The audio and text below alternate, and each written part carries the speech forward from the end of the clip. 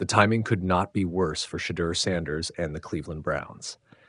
This was already shaping up to be one of the toughest tests of Sanders' young NFL career.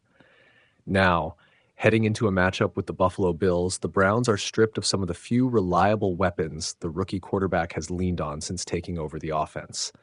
Tight end David Njoku is out. Running back Sampson is out. Right tackle Jack Conklin is out. And on the other side of the ball, Pro Bowl cornerback Denzel Ward won't be there to help slow down Josh Allen. For a rookie quarterback trying to establish rhythm, confidence, and identity, this is about as unforgiving as it gets. Let's start with what this actually means for Sanders on the field. Through his early starts, Sanders hasn't been asked to light up the stat sheet. Cleveland has kept things relatively controlled, leaning on short to intermediate throws, timing routes, and safety valves. Njoku and Sampson weren't just contributors, they were security blankets. 2 of Sanders' 5 touchdown passes have gone to those 2 players.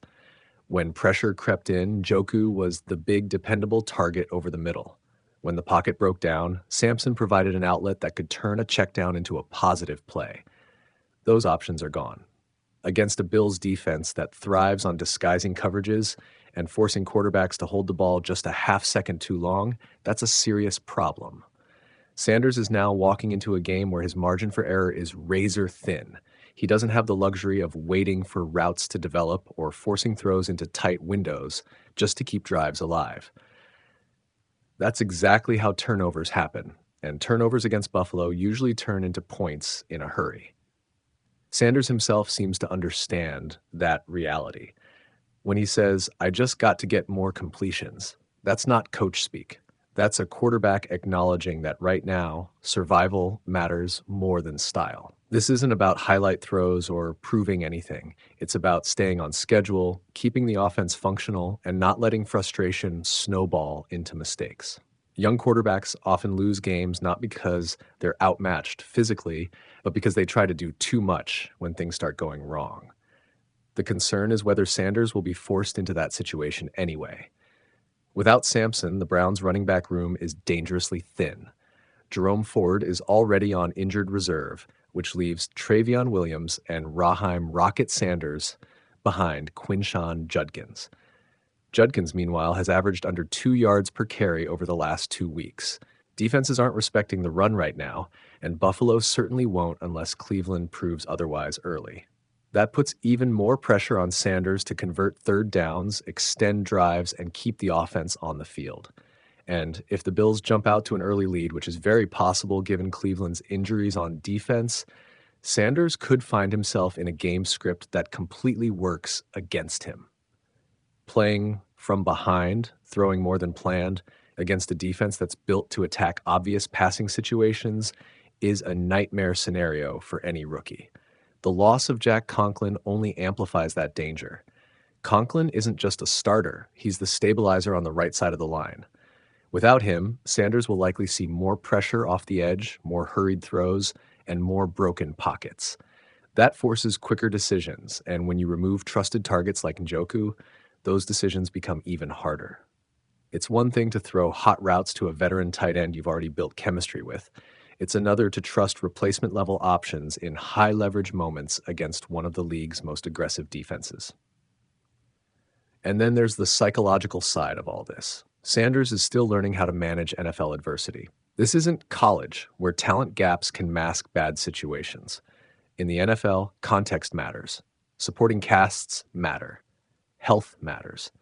And right now, the context around Sanders is brutal. If he struggles, there will be noise. If the offense stalls, the narrative will quickly shift from rookie growing pains to, can he actually elevate a depleted roster? That's not entirely fair, but it's reality. What makes this game especially interesting is how much it might reveal about Sanders' long-term ceiling. This is one of those moments scouts and front offices quietly file away. How does he respond when the structure around him collapses? Does he stay composed, take what the defense gives him, and keep the game respectable? Or does frustration creep in, leading to forced throws and visible unraveling? Cleveland's coaching staff is clearly trying to protect him. Kevin Stefanski's comments about trusting Rocket Sanders and finding creative ways to get Judkins involved are more than just optimism, they're necessity. The Browns have to manufacture offense, screens, misdirection, quick passes, tempo changes, anything that can slow Buffalo's pass rush and keep Sanders upright. But creativity only works if execution follows. On the other side of the ball, the absence of Denzel Ward could quietly be the biggest problem of all. If Cleveland can't slow down Josh Allen, Sanders may be asked to chase points. And chasing points without your top weapons is how young quarterbacks get overwhelmed. Watching your defense give up scores while you're struggling to sustain drives is mentally exhausting. It speeds everything up. It makes every incompletion feel heavier. This game isn't just about wins and losses for Cleveland anymore. It's about evaluation. For Sanders, this is an opportunity wrapped in danger. If he plays clean, avoids catastrophic mistakes, and keeps the offense functional despite everything working against him, that matters. Coaches notice that. Teammates notice that. It builds credibility. Even a loss can be productive if the quarterback shows command and resilience. But if the wheels come off, it reinforces how fragile this offense really is and how much Sanders still needs around him to succeed. The Browns don't have the luxury of easing him along anymore. Injuries have forced their hand. Sunday against Buffalo will be one of the most difficult environments Sanders has faced so far. Not because of the stadium or the opponent alone, but because he'll be doing it without the safety net most young quarterbacks rely on. How he handles that may tell us more about his future than any box score ever could. The Cleveland Browns and quarterback Shedeur Sanders will be down a few key weapons against the Buffalo Bills. The Browns have ruled out tight end David Njoku, knee, and running back Dylan Sampson, hand, for the matchup. Right tackle Jack Conklin, concussion, has also been ruled out. Of Sanders' 5 touchdown passes, 2 have gone to Njoku and Sampson.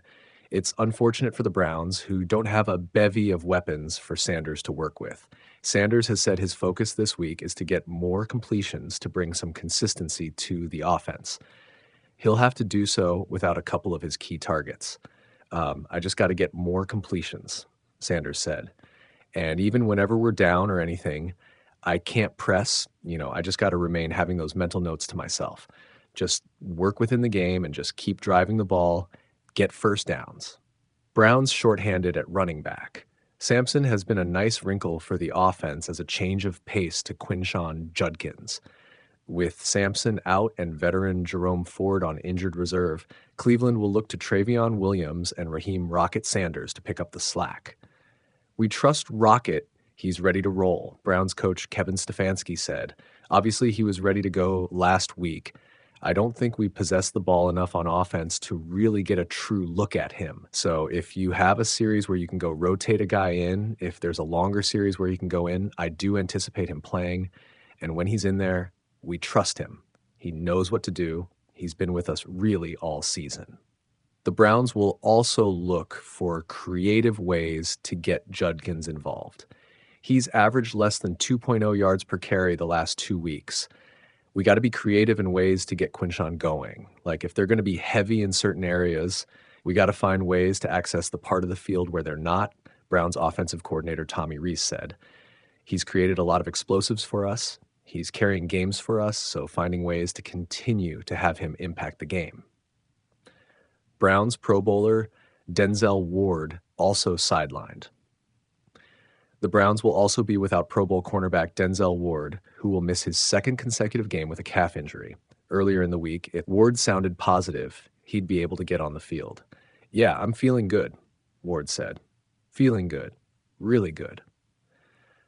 Ward was forced to watch last week as the Browns defense allowed 31 points in a loss to the Chicago Bears. "It was very tough, seeing it definitely from a different perspective," Ward said.